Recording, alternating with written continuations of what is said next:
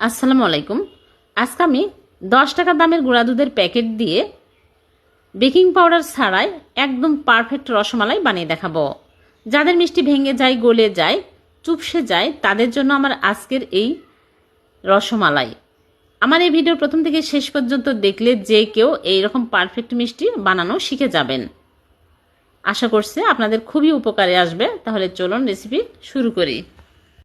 প্রথমে আমি একটা বাটিতে নিয়ে নিচ্ছি একটা ডিম ভেঙে। এখানে ছোট সাইজের একটা ডিম ভেঙে নিচ্ছে। ডিম যদি ফ্রিজে থাকে 1 ঘন্টা আগে বের করে নেবেন, নর্মাল করে নেবেন, তাছাড়া কিন্তু মিষ্টি ভালো হবে না ফ্রিজের ডিম দিলে। এখন ভালো করে ফেটিয়ে নেব। অনেকের মিষ্টি চুপসে যায়, ভেঙে যায়, গলে যায় এই ডিমের কারণে আর বেকিং পাউডারের কারণে। এখন আমি ভালো করে ফেটিয়ে এক সাইডে রেখে দিচ্ছি। আর এখানে নিয়েছি 10 টাকা দামের গুঁড়া দুধের প্যাকেট। এখানে আমি ডিপ্লোমা ফুল ক্রিম নিয়েছি। আর এই ছোট প্যাকেটগুলো সব জায়গায় সব দোকানেই কিনতে পাওয়া যায়। আপনারা চাইলে বড় প্যাকেটও নিতে পারবেন। এখন আমি এর মধ্যে দিয়ে দিচ্ছি ঘি 1 চামচ। ঘিয়ের পরিবর্তে তেলও দেওয়া যাবে, কিন্তু ঘি দিলে মিষ্টি বেশি ভালো হয়। ঘি নেওয়ার চেষ্টা করবেন। আর যারা পছন্দ করেন না তারা চাইলে তেল দিবেন। এখন আমি ভালো করে ঘষে ঘষে মিক্স করে নিব।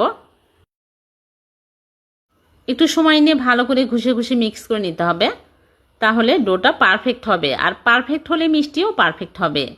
এই কাজটা ভালো করে নিতে হবে।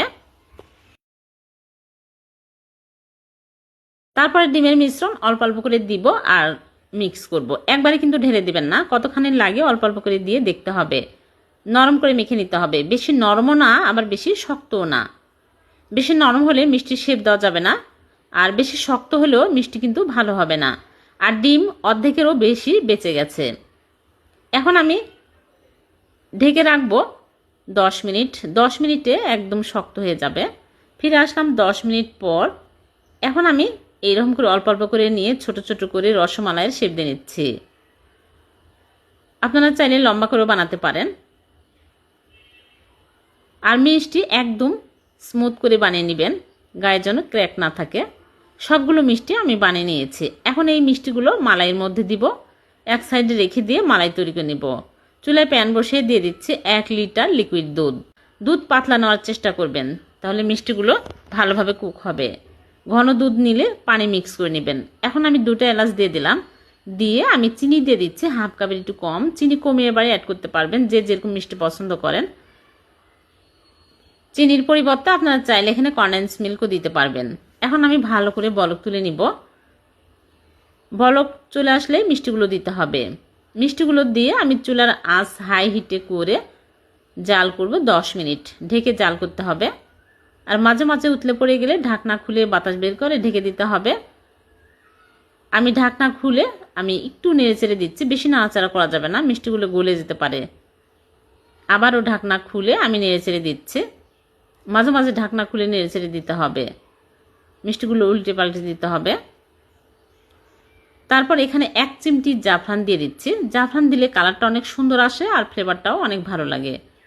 হাতের কাছে থাকলে দিবেন, না থাকলে না দিলে কোনো সমস্যা নেই। এখন আমি নেড়ে চেড়ে আবারও ঢেকে রাখছি। এভাবে করে আমি 10 মিনিট জাল করে নেব। ফিরে আসলাম 10 মিনিট পর। মালাইটা আরও ঘন করার জন্য আমি এখানে গুঁড়া দুধ নিয়েছি 2 টেবিল চামচ আর লিকুইড দুধ 1/2 কাপ দিয়ে আমি ভালো করে নেড়েচেড়ে মিক্স করে তারপরে দিয়ে দিচ্ছি। ঘন হলে খেতে আরও বেশি টেস্টি হবে। আপনারা চাইলে লিকুইড দুধ বেশি করে নিয়ে ঘন করেও দিতে পারবেন। গুঁড়া দুধ দিলে তাড়াতাড়ি ঘন হয় আর খেতে অনেক টেস্টি হয়। ভালোভাবে কুক হয়েছে। এখন আমি চুলা থেকে নামিয়ে আমি ঢেকে রেখে দেবো সারা রাত। হাতে সময় থাকলে সারা রাত রেখে দিবেন, আর সময় না থাকলে 2-3 ঘন্টা পরেও খাওয়া যাবে। ফিরে আসলাম পরের দিন সকালে। দেখুন মিষ্টিগুলো দেখতে কতটা লোভনীয় হয়েছে। এত কম খরচে এত মজার মিষ্টি তৈরি করা যায়, আমার এই ভিডিও না দেখলে বুঝতেই পারবেন না।